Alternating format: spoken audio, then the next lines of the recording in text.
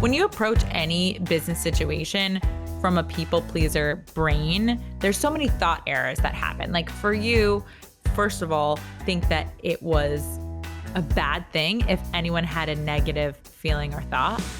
And I always say, right, like this is a trap, right? When we think it's a problem that someone feels a negative emotion, right off the gate, we're gonna take some missteps.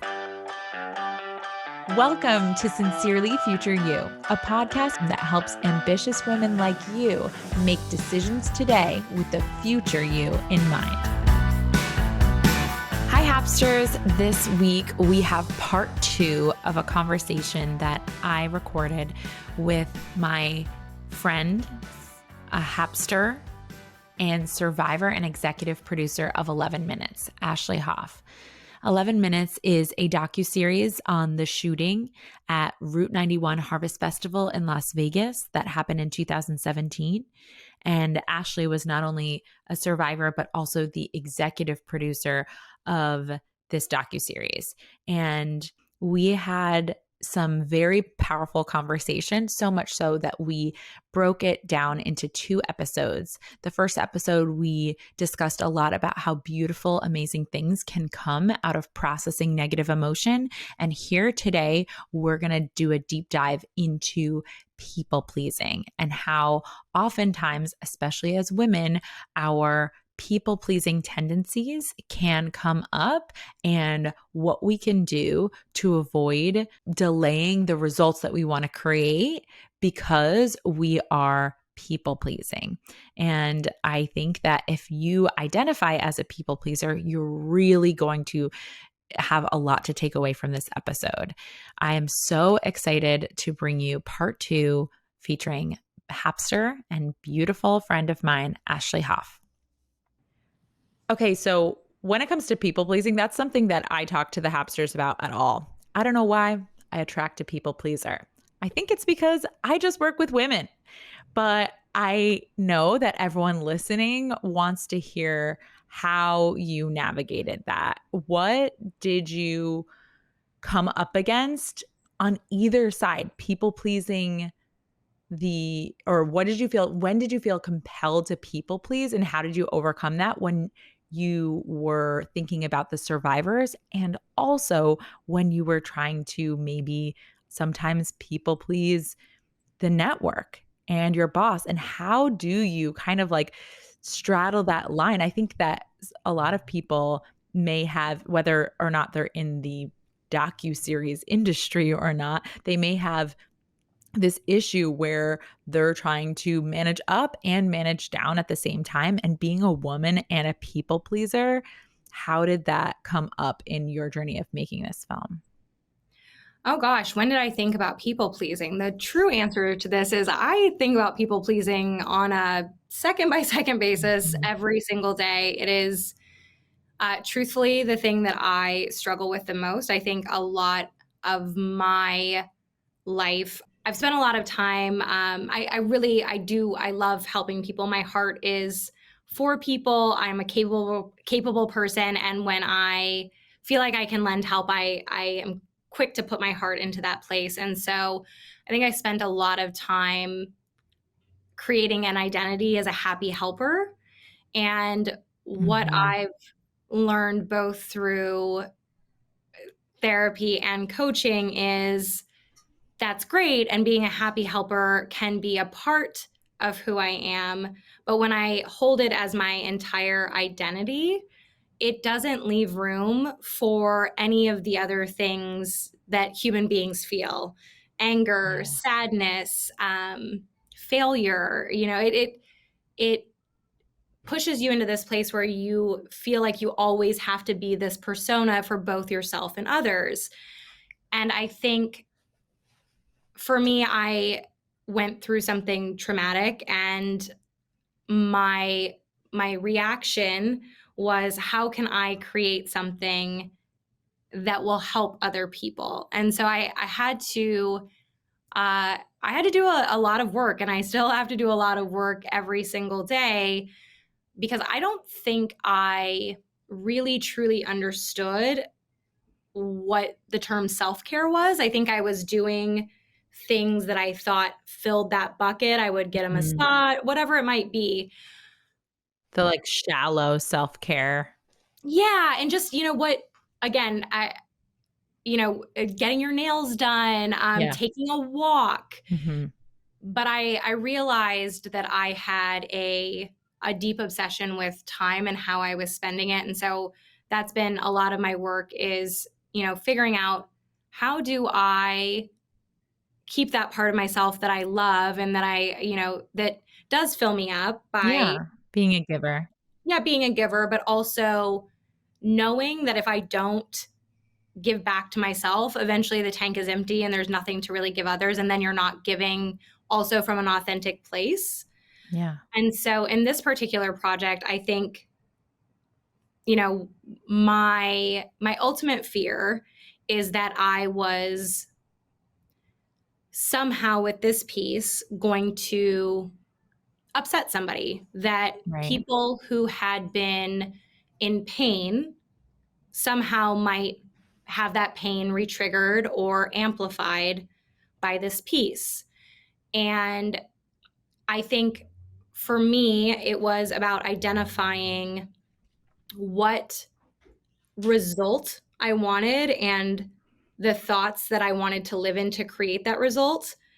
And then every single day Yes. reminding myself of those and putting them in a box and trying to protect them at all costs. And again, I may be describing it well right now, but that was not an easy task for me. Yeah, so, like, give us an example, like, when you're talking about people pleasing the survivors, because I know you said specifically, like, you wanted to make sure that people didn't have a negative reaction to the film, and I remember in a session just being like, I keep saying film, to the series, and being like, careful with that, because when we're trying to approach creating a result from trying to manipulate the way someone else is going to feel or what they're going to think after they see the result, it's never going to align quite the way we want it to. I said, you need to believe in the value of what you're offering, what you're putting out there, and then take action from that place and let the result be there regardless of what happened. And then, so tell us about the day that it was released and what kind of came up for you and how you handled that. Yeah, for me, it was the day that the trailer came out. Mm, So in our business, you have as a producer, you have a lot of input on the product itself, right? You're helping to craft it and create it, and then you give it to another team who works in marketing, and they develop yeah. marketing tools for it. That's how it works. We want eyeballs on it, so you want something that is a compelling trailer. And truthfully, the first time I saw the trailer, and because it was so fast paced, it felt honestly really dramatic to me. Mhm. And it didn't quite totally encompass the piece. And I was really worried, is someone going to, to put it simplistically, is someone going to take a bite of this sample at the grocery store and be like, whoa, too much, and never dive into the product at Right, large? right. Especially from the survivor community, whom this is not just a story, this is their real life memory. Mhm. And I spun and spun and spun. And truthfully, I was speaking with someone who we interviewed for the piece, and I shared my worry, and she started laughing at me. I mean, I was a mess. I marched around the table. I may or may not have thrown up. Like I was out of my mind that this was not just going to really turn people off from the piece, but perhaps that it would reflect really negatively on me as a survivor Yeah. for leading with that foot.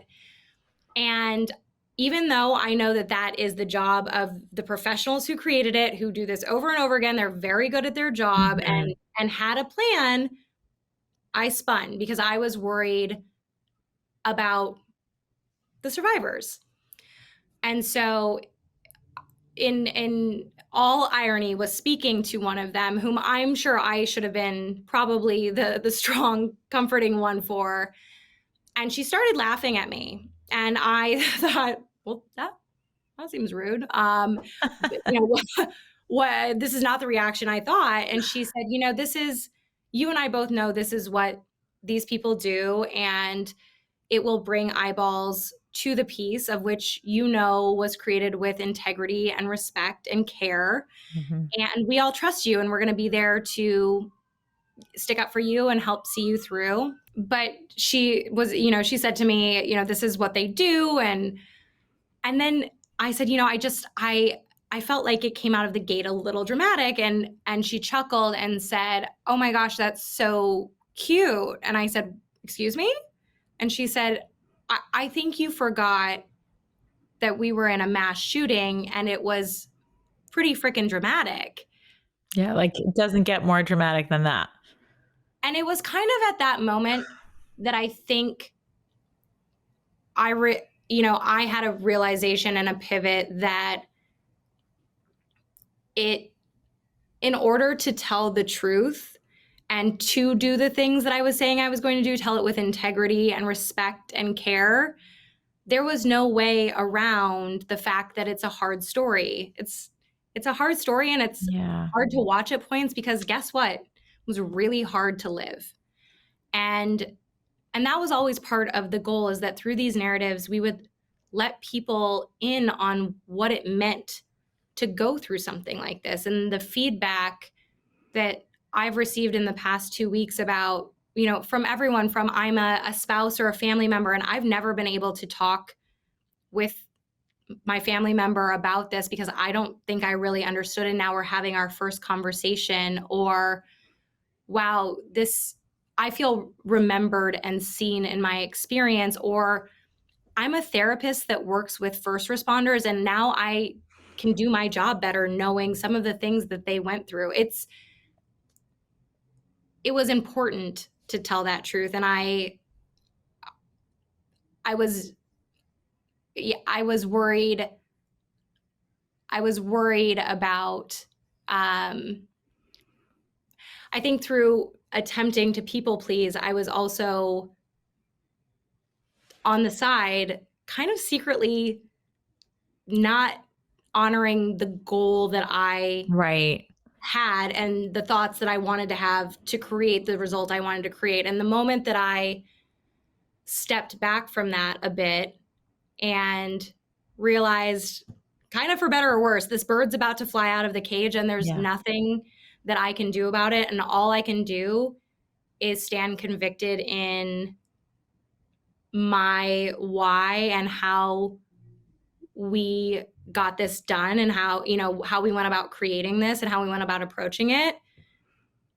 In some ways, it was also really freeing. It was really... Of course. I mean, people pleasers listening are like, amen. Because when you approach any business situation from a people pleaser brain, there's so many thought errors that happen. Like for you, you had the point where you, first of all, think that it was a bad thing if anyone had a negative feeling or thought. And I always say, right, like this is a trap, right? When we think it's a problem that someone feels a negative emotion, right off the gate, we're going to take some missteps because you're going to try and dilute the reality of the story that you were telling so that people don't,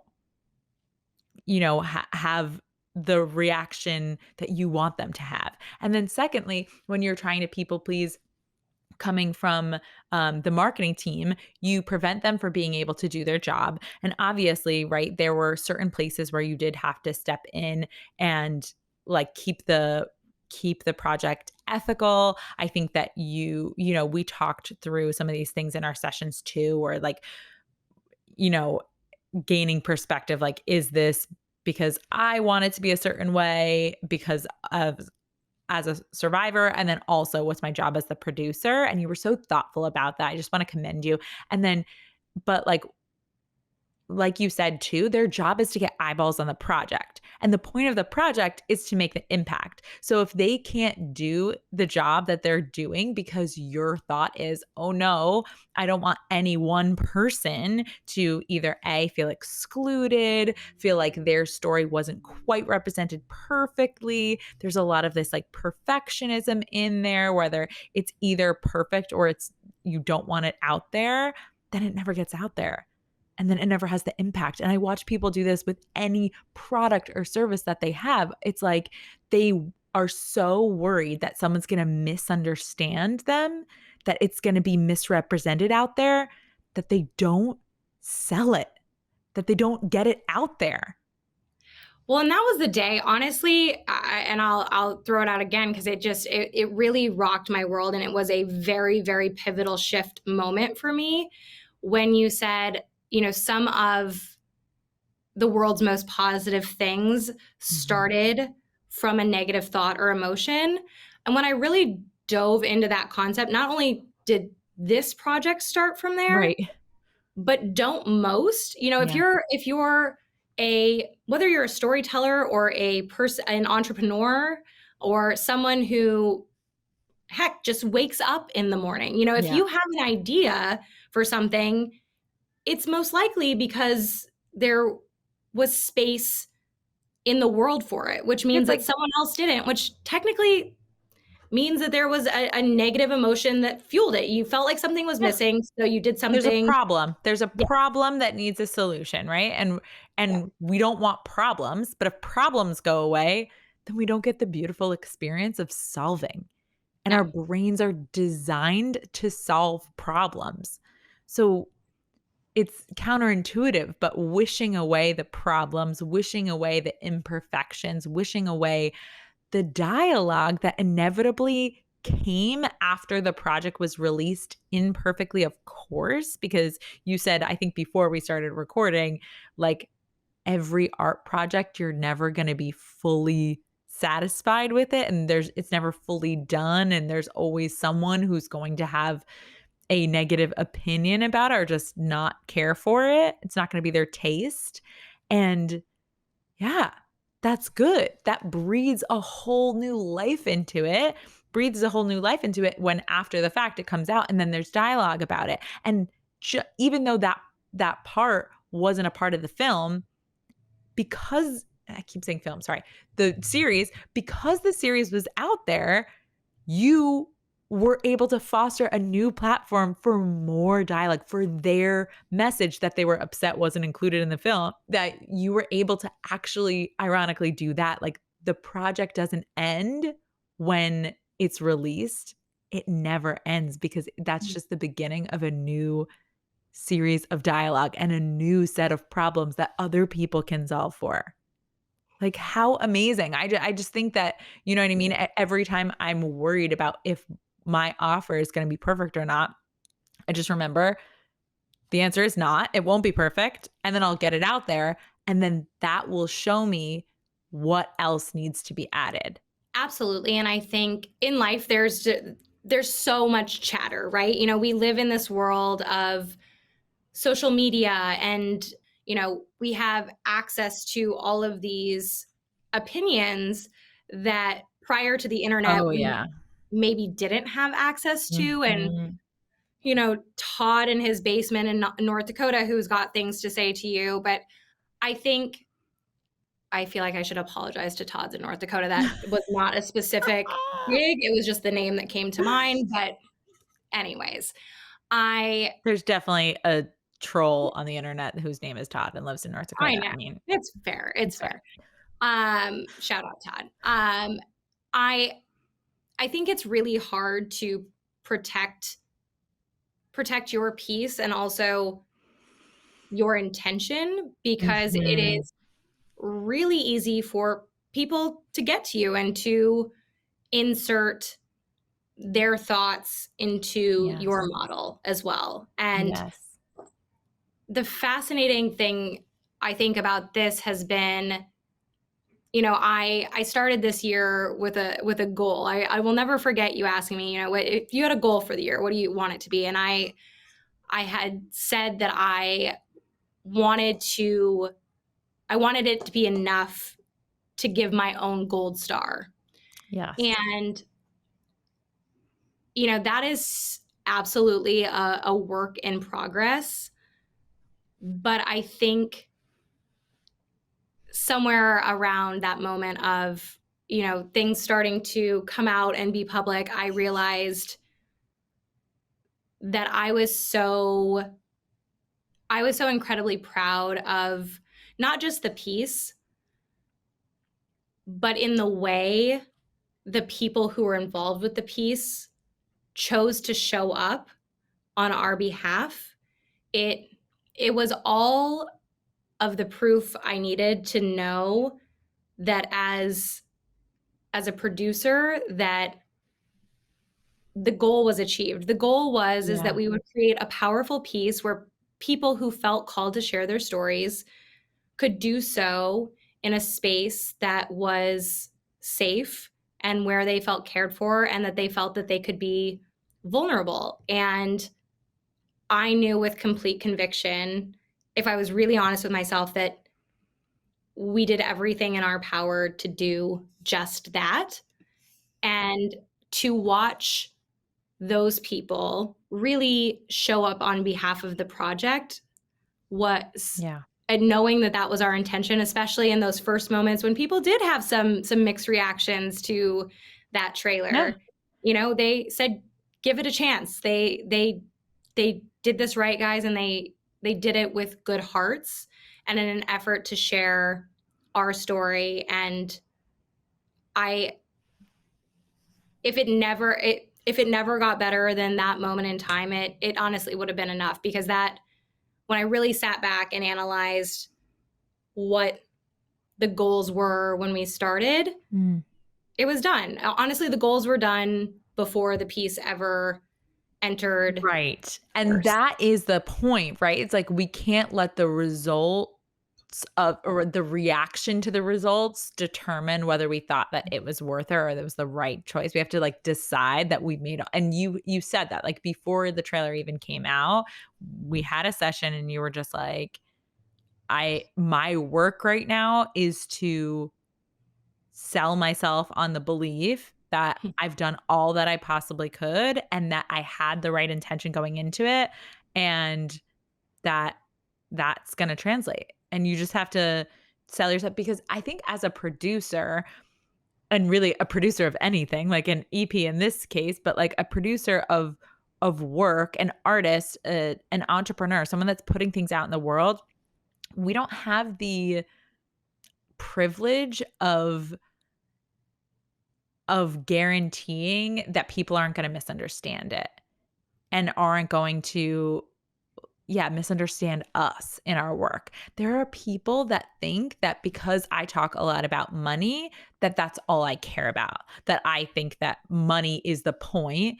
They obviously don't fully listen to my work, right? They skim it, but even still, I'm willing for that to be misread in order to get it out there to have the impact that I want to have. And it's like, you had to be willing for people to misunderstand you. And when you make room for that, when you make room for the Todds, poor Todd, we're just going to keep going with it. For the haters or the trolls or just the general public that really does misunderstand your work or they don't agree with it, when you make room for that, you also make room for all the other people who are going to really feel touched and or be impacted by the work. Yeah, and I would say actually some of the most powerful conversations have actually started with that misunderstanding. And I think we all just want to feel heard as people. I whatever, we've been teasing on poor Todd, whomever he is, but the truth is whether it be an everyday human being that you come into contact with at your local coffee shop, or it's an online troll, whomever it is, I think as human beings, we all just want to be heard, and we want someone to respond to us. right? If you really dissect Yeah. trolling, that's what it is. No one's just Yeah. putting it out there because they hope you don't respond. No, they're hoping you'll have a reaction to it. Of course. And I think coming to the table after some of those initial reactionary statements were made and reaching out to people and sharing with them the heart of the project and why it was created and who I am, 98% of the time that ended in a beautiful dialogue and that person really changing their mind about how they were going to communicate about the piece moving forward or about me or the team moving forward. And Yeah. I think that's really beautiful. And I think we all get so busy, right? And we forget to talk, and we forget that in life, not everybody's supposed to agree. Iron sharpens iron. I do really believe that. Yeah. And I think we sometimes get so locked into finding people that we're, in agreement with, that we forget about the power of disagreement, about asking, why do you feel that way? Tell me more about why you did that. And I think if you just take a break for 2 seconds and ask some of those questions, you realize that we're all just not that far apart. And like I said, we all want to be heard, and we all want to feel like someone responded to us. So I don't know. I think it's been a really valuable lesson in this part of the after process as well, now that it's released, on how to have dialogue with people, and how to have dialogue with people that you may not initially agree with and maybe you'll come to agreement with, or by the way, that you just don't agree with. And guess what, guys?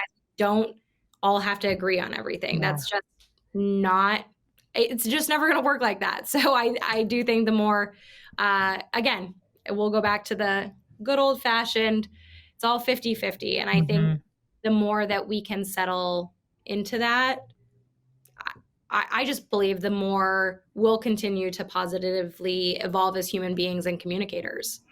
Yeah. I mean, you summed up really what you do as a storyteller. And I think it's just so relatable to all of the Happsters listening. So I don't know if you're listening. I don't ask for this often, but I would love for you to share this episode if you listened and it impacted you. What specifically about your own business that you felt was so relatable? I think that I miss the back and forth sometimes with podcasts. I don't always get to hear from you unless you DM me. So please DM me, DM Ashley on Instagram. I will, if it's with her permission, I will put her information in the show notes, and definitely search and listen to her stories on the other podcasts that she's on. But most importantly, go and watch 11 Minutes. I know how much you guys put into this work and the dialogue that it started. It's really so incredible. And is there anything that you want to leave the Happsters with, or that you wanted to say that you didn't get to say on the show in our calamity of times that we did this podcast? I love it. Hey guys, you know what? We're doing it. We're doing it. No, you had asked me something earlier, and I honestly think we sort of diverted somewhere else in our conversation, but to people out there who, whether it is you have an idea or you have a story you want to pursue, a business model you want to try, and it seems hard, what I'll say is, a big part of this project. Yes, we took on the point of view of the survivors, but not to be a spoiler alert, at the end of the 4th episode, we take a minute to honor the 58 lives that were lost in the Las Vegas Route 91 Harvest Festival shooting. And we also take a minute to honor every life that has been lost since. And I will tell you, it's a hard 6.5 minutes of 3 columns of names. And, I think here's the scoop to everyone is when something seems hard, I just want you to remember that somebody else didn't get the chance to do hard things today. So if you had a meal yesterday and you're alive today, it's enough to be happy. And additionally, how blessed are we to get to do hard things? It's a thing to get to live this life, and it's not infinite. And I can tell you, I've sat in a moment where I didn't know if I'd have a moment to follow. And we say a lot of cute things like YOLO or live every moment like it's your last. And you don't really get those things until you do. And although I would erase this event and pull all of the pain away from those who have experienced it if I could, personally, I have gratitude that I have a moment in time to go back to and channel when life gets in the way.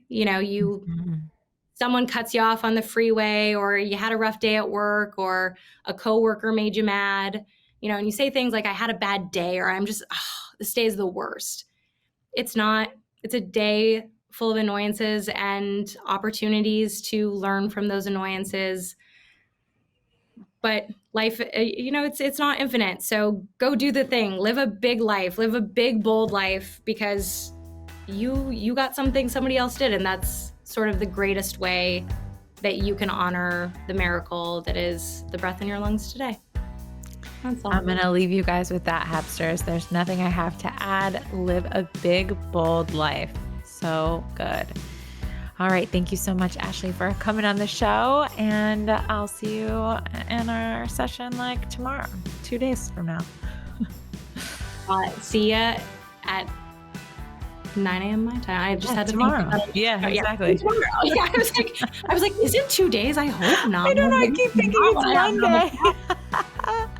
Have a great day, you guys. Bye. Bye. Hey, Happsters. If you want to learn more about today's topic, head over to whatshappening.com/podcast. That's what's happening, whatshappening.com/podcast. If you're a business owner and you're resonating with what we talk about here, what are you even doing? Come hang out with me over where the party's at on Instagram at What's Happening WJess. Again, that's happy, HAPPYNING, and book a discovery call to see if coaching is your next best step.